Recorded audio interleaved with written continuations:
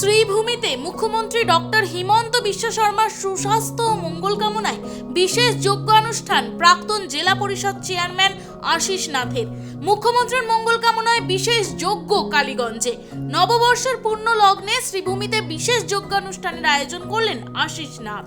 ইংরেজি নববর্ষের পবিত্র প্রথম দিনে অসমের মুখ্যমন্ত্রী ডক্টর হিমন্ত বিশ্ব শর্মার সুস্বাস্থ্য, দীর্ঘায়ু ও মঙ্গল কামনায় শ্রীভূমিতে অনুষ্ঠিত হলো এক বিশেষ যজ্ঞানুষ্ঠান। এই ধর্মীয় ও আধ্যাত্মিক অনুষ্ঠানের আয়োজন করা হয় শ্রীভূমি জেলার কালীগঞ্জ এলাকার বহু প্রাচীন ও ঐতিহ্যবাহী বংশীদাস বাবার মন্দিরে।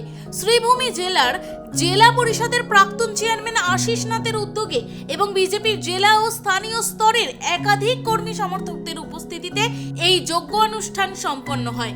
নববর্ষের শুভ লগ্নে আয়োজিত এই অনুষ্ঠানে মুখ্যমন্ত্রীর সুস্বাস্থ্য কামনার পাশাপাশি তার নেতৃত্বে রাজ্য জুড়ে উন্নয়নের গতি আরও ত্বরান্বিত হোক এই প্রার্থনাই করা হয়।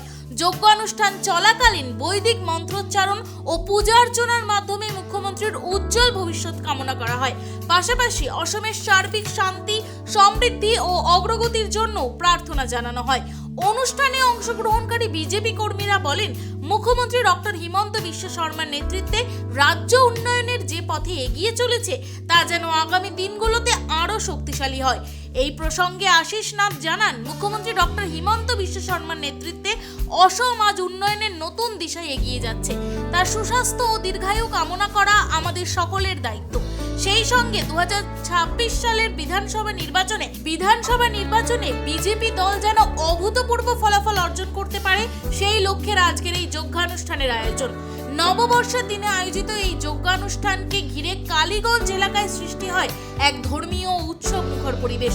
স্থানীয় ভক্ত ও সাধারণ মানুষের মধ্যেও এই অনুষ্ঠান ঘিরে দেখা যায় বিশেষ আগ্রহ ও উদ্দীপনা। বহু মানুষ এই উদ্যোগকে সমোপযোগী এবং প্রশংসনীয় বলে অভিহিত করেন। উল্লেখ্য, বংশীদাস বাবার মন্দিরটি শ্রীভূমি এলাকার একটি প্রাচীন ধর্মীয় কেন্দ্র হিসেবে পরিচিত।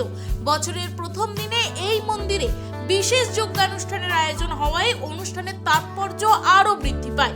সব মিলিয়ে নববর্ষের প্রথম দিনে শ্রীভূমিতে আয়োজিত এই যজ্ঞানুষ্ঠান রাজনৈতিক ও ধর্মীয় দুই ক্ষেত্রেই বিশেষ তাৎপর্য বহন করছে বলে মনে করছেন স্থানীয়রা।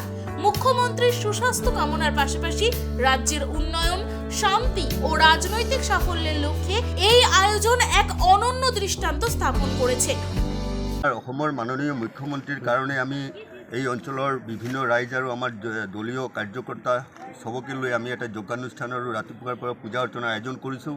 ইয়াৰ মুখ্য উদ্দেশ্য হ'ল কি, আমি ইয়াৰ ৰাইজ এই অসমৰ ৰাইজ ইমান সুখত আছোঁ, ইমান ডেভেলপমেণ্ট হৈ আছে। আজি এই 2026 প্ৰথম দিনে এইকাৰণে আমি যজ্ঞ অনুষ্ঠানৰ পূজা কৰিছোঁ, যাতে অহা 26 ইংৰেজীত আমাৰ নিৰ্বাচন আহিছে। এই নিৰ্বাচনত যাতে আমাৰ মাননীয় মুখ্যমন্ত্ৰীৰ নেতৃত্বত যাতে অসমত অভূতপূৰ্ব সাফল্য আৰু আমাৰ দল অগ্ৰগতি লাভ কৰে, সেই উদ্দেশ্যে তেওঁৰ সুস্বাস্থ্য, দীৰ্ঘায়ু কামনা কৰি এবং উজ্জ্বল ভৱিষ্যত কামনা কৰি আমি আজি বংশীদাস বাবাৰ ওচৰত আমি পূজা অৰ্চনা আৰু যজ্ঞানুষ্ঠান কৰিছোঁ।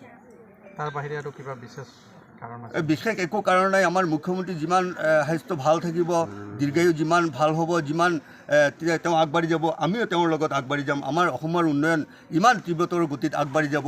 যিমান উন্নয়ন আগবাঢ়িব, আমাৰ গাঁৱৰ ভূঞে যিমান ৰাইজ আছে চবে ভাল সুখে শান্তিতে থাকিব পাৰিব।